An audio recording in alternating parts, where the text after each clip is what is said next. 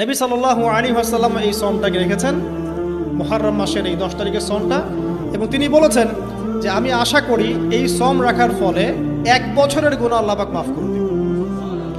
এবং একজন সাহাবী এসে জিজ্ঞাসা করছিলেন যে কোন মাসের রোজা রমাজান মাসের পরে সর্বোত্তম। নবী সাল্লাল্লাহু আলাইহি ওয়াসাল্লাম বলছেন রমাজান মাসের পর সর্বোত্তম সওম হচ্ছে মুহররম মাসের সওম।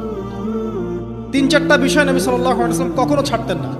ফজরের আগের 2 রাকাত সুন্নাত, মাসের 3 দিন রোজা রাখা আইয়ামে বীজের, তারপরে আপনার আরাফার সওম, এবং এই যে মুহররম মাসের সওম। এই সওমগুলো নবী সাল্লাল্লাহু আলাইহি ওয়াসাল্লাম কখনো ছাড়তেন না।